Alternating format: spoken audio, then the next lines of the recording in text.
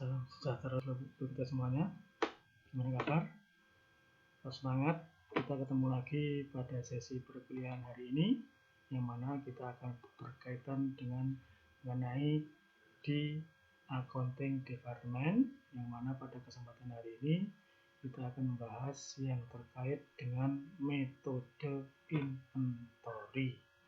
Mana metode inventory ini adalah merupakan kegiatan yang dilaksanakan pada tiap akhir bulan, yang mana nanti akan kita ketahui berapa barang yang digunakan, berapa barang yang masih sisa, dan juga tidak kalah pentingnya adalah setiap pembelian barang tersebut juga akan kita kondisikan. Baik, penasaran kan? Ya, kali ini kita akan bahas sedetail mungkin yang terkait dengan metode inventory. Ya, di sini untuk pemahaman ataupun pengertian dari inventory atau inventarisasi di dalam sebuah hotel biasanya kita sebut dengan inventory atau juga stock taking atau stock opnam. Jadi ketiga istilah ini adalah sama, ya, baik itu inventory, stock taking atau stock opnam. Nah, di sini adalah mengenai inventory, yaitu adalah suatu kegiatan mencatat jumlah atau saldo bahan atau barang yang termasuk barang persediaan yang disimpan di dalam gudang atau store suatu hotel.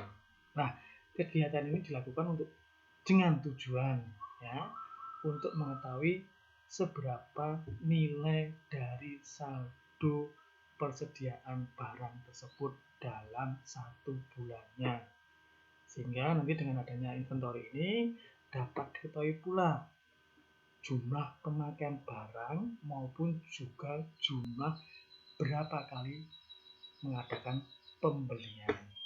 Nah, di sini di hotel berbintang pada umumnya inventory tadi dilakukan, yaitu inventory bulanan saldo persediaan barang di gudang dan juga di area-area outlet lainnya, ya, termasuk di outlet kitchen, lalu juga outlet restoran, outlet bar, ya, termasuk nanti juga yang terkait dengan outlet mengenai material di semua departemen yang ada di hotel tersebut, ya. Kalau untuk yang terkait dengan barang yang di gudang itu nanti yang terkait dengan semua departemen, ya, baik itu gudang makanan dan minuman maupun juga material. Nah, itu ya, itulah yang terkait dengan pemahaman mengenai stock opnam atau stock take atau juga inventory.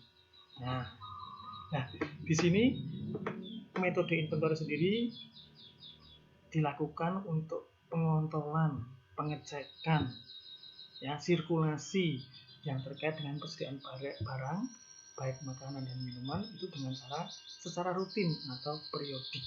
Nah, di sini ada 3 cara, ya, 3 cara di dalam melaksanakan suatu inventory, yaitu yang pertama mengenai metode fisik atau physical method. Lalu yang kedua adalah metode periodik atau perpetual method. Sedangkan yang terakhir adalah metode spesial atau special method. Nah, sekarang yuk kita pahami satu persatu yang terkait dengan metode ini.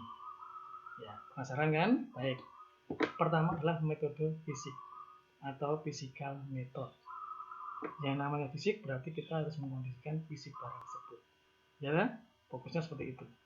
Jadi yang namanya metode inventory fisik itu adalah dilakukan hanya dengan jalan menghitung kenyataan secara fisik dari sisa barang persediaan yang ada di gudang pada setiap akhir bulan atau periode akuntansi. Nah, caranya bagaimana? Yaitu dengan menghitung berapa jumlah barang yang masuk ke gudang atau pembelian sejak awal bulan kemudian dikurangi dengan hasil inventory fisik barang yang ada di gudang tersebut pada akhir bulan yang bersangkutan.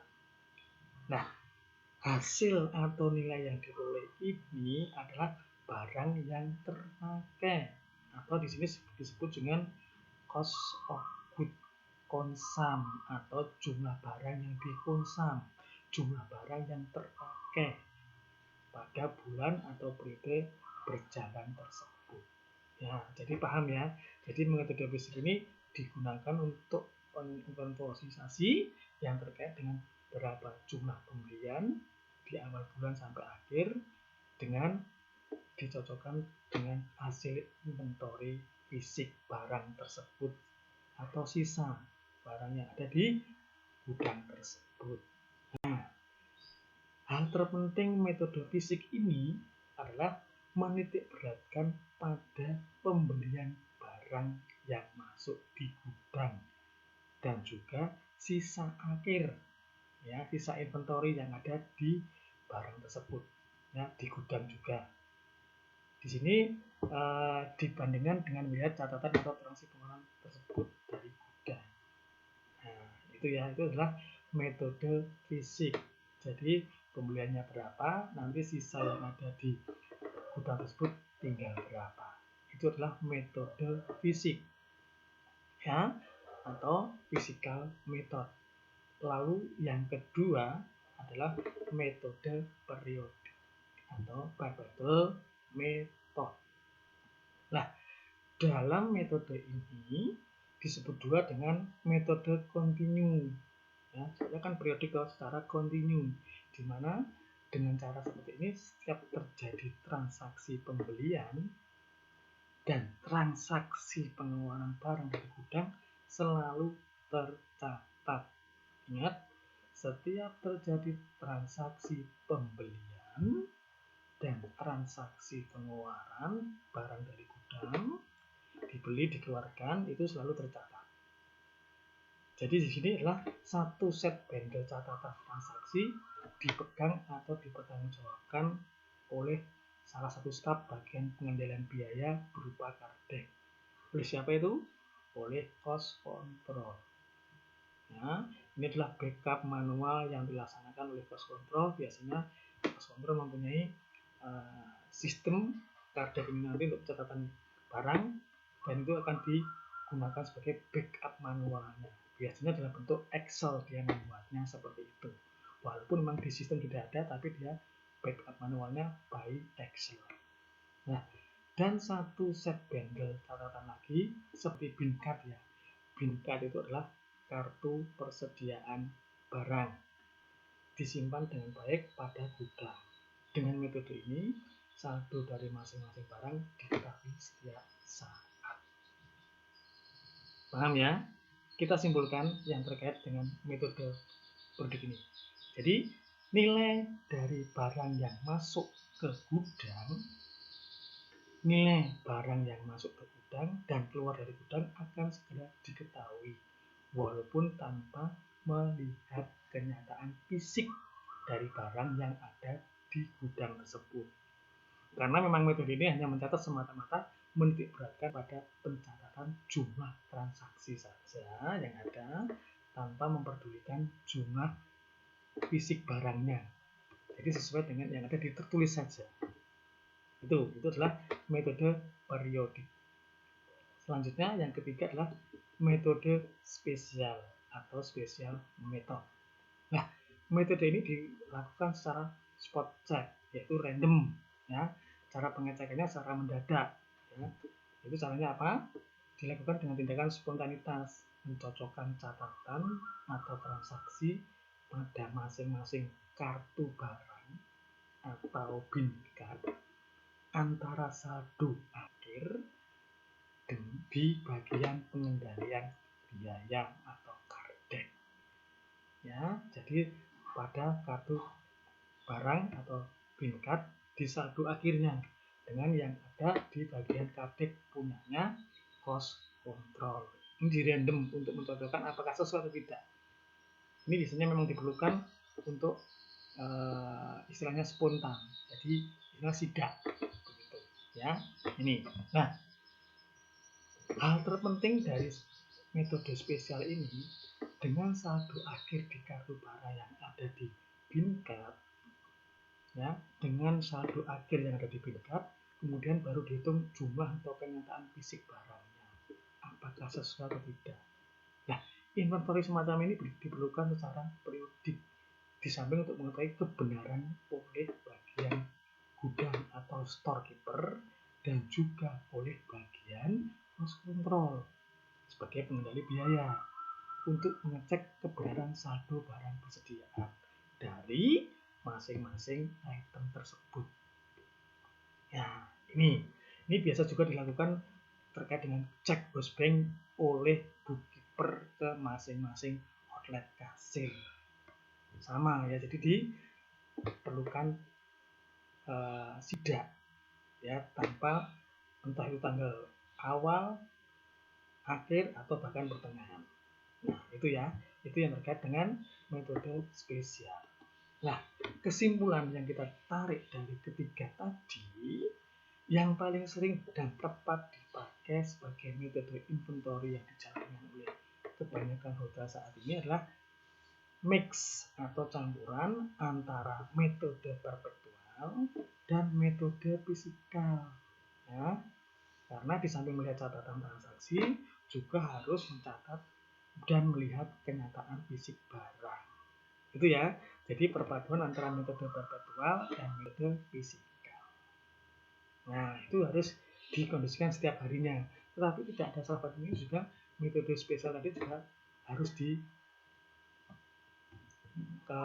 kondisikan juga. Soalnya juga memang ketiga metode ini memang perlu penerapan secara bersamaan agar nantinya bisa terjadi kesinambungan antara barang yang dibeli, barang yang dikeluarkan, dan sisa-sisa barang itu sesuai dengan antara pencatatan di sistem, pencatatan di bin card, dan juga di kadek itu match, dan juga di fisiknya. Itu ya, itulah yang terkait dengan inventory yang ada. Ya, selanjutnya di sini ada proses stock owner. Prosesnya bagaimana? Proses dari inventory itu ada kita bagi menjadi 3.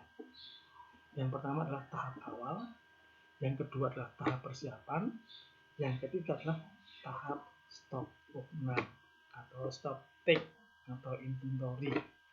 Ya, penasaran? Kita lihat satu persatu. Ya, tahap awal dalam suatu inventory, pertama yang kita kondisikan adalah menginstruksikan kepada semua departemen untuk batas pengambilan barang dan mengingatkan bahwa akan dilakukan stok owner.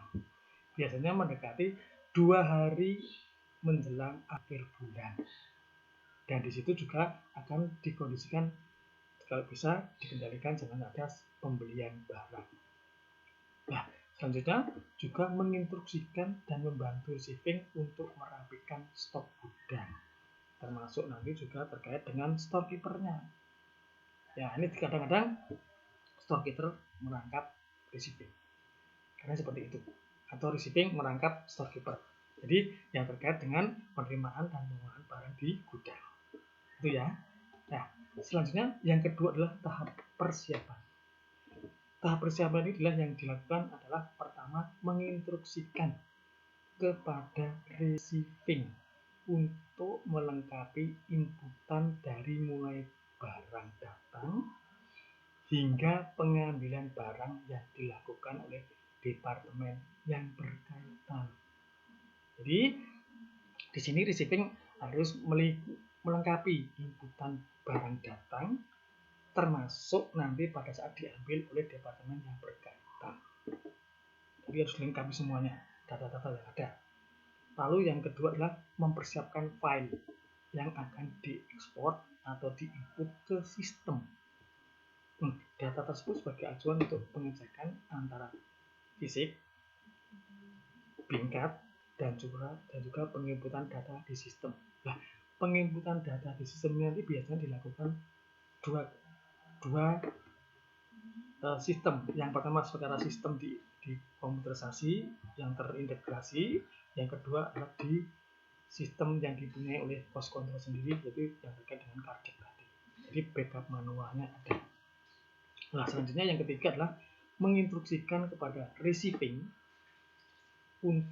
dan juga ataupun juga storekeeper dalam hal ini untuk menghentikan pengambilan barang terhitung sejak pukul 9 pagi ya, setiap akhir bulan sampai dengan selesainya stok opnam. Nah, ini biasanya seperti itu. Jadi pada akhir bulan itu biasanya kalau terpaksa adanya permintaan atau pengambilan barang itu nanti akan dibatasi waktunya. Kalau melebihi jam segitu itu akan masuk ke inventory bulan berikutnya. Ya, jelas ya. Jadi nanti ini harus dimengerti benar-benar terkait dengan mekanisme yang ada di setiap proses persiapan dan pelaksanaan yang ada di stok opnam atau stok take-nya. Itu ya. Nah, selanjutnya tahap stok opnam. Nah, di sini pada saat pelaksanaan nanti, pertama yang harus dikondisikan adalah memastikan kembali bahwa semua transaksi stok sudah terinput ke program. Jadi semua transaksi harus sudah running, input ke program, tidak ada yang tercecer atau tertinggal. Itu ya, itu syarat pertama dalam hal stok pelaksanaannya. Nah, setelah semua stok sudah terinput ke program, print semua stok dari program sebagai pedoman stok untuk pengecekan nanti. Biasanya ini dikondisikan oleh seorang cost control, ya, diinput, di print semuanya. Nah, itu. Jadi di print semuanya yang ada di yang ada di sistem. Nah, dari situ nanti proses stoknya mulai berjalan. Nah, cost control dengan storekeeper dibantu dengan receiving juga.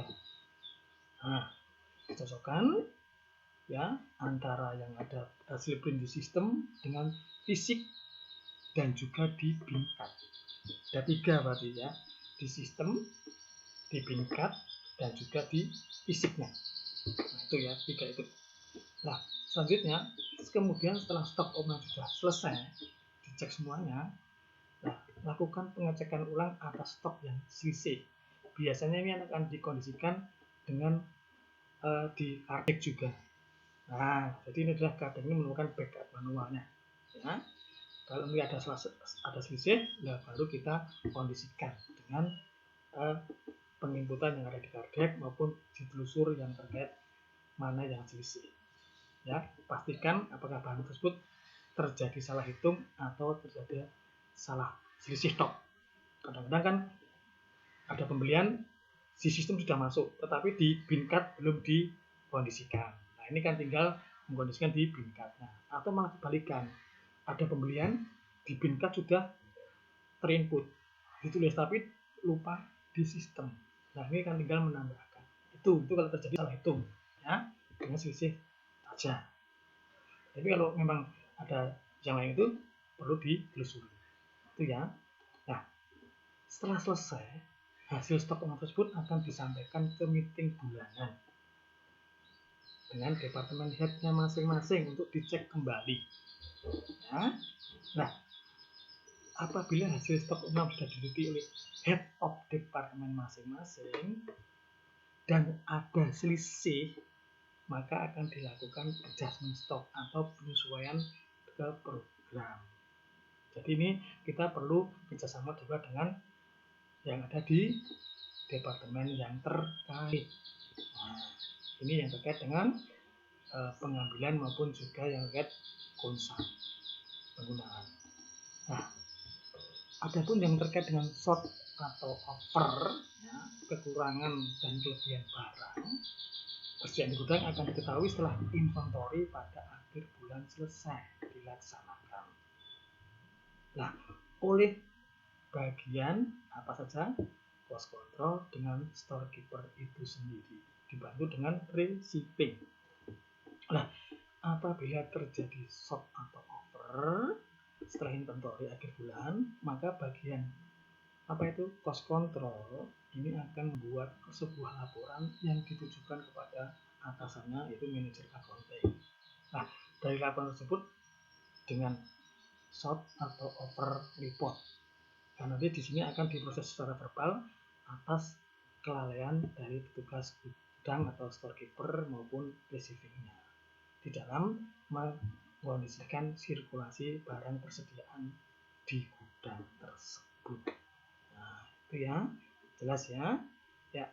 Nah, terakhir inilah alur daripada sistem informasi inventaris barang.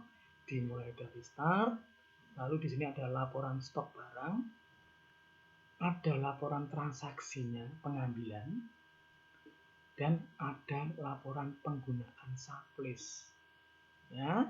Nah, jadi kalau untuk yang terkait dengan ini, ada laporan stok barangnya di gudang, lalu juga ada laporan transaksinya berupa apa?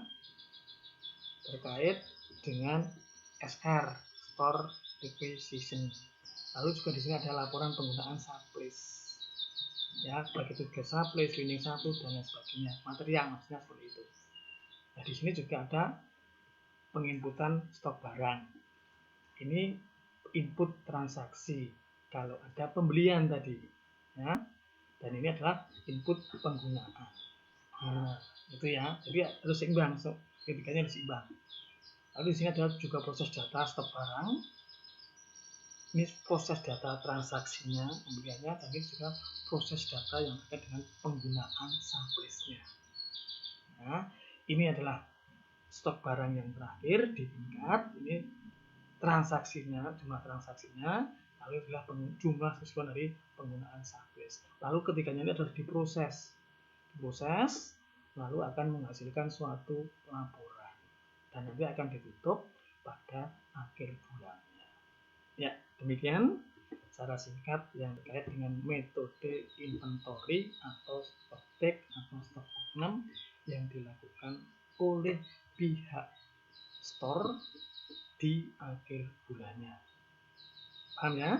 Mudah-mudahan ini bisa menambah pemahaman kita terkait dengan mekanisme inventory yang dilaksanakan di setiap bulan oleh Departemen Accounting, dalam hal ini adalah bagian store, dan juga dengan departemen terkait yang mana ini nanti akan bisa dikondisikan apabila saling pemahaman mengenai sistem inventory barang ini. Demikian, jangan pindah channel, tetap di tempat saya, dan kita lanjutkan lagi di sesi berikutnya yang tak kalah menariknya, dan mudah-mudahan ini menjadikan pencerahan bagi kita untuk bisa mengelola sistem inventory yang lebih bagus lagi. Selamat beraktivitas dan jaga selalu kondisi dan tetap semangat selalu. Amin.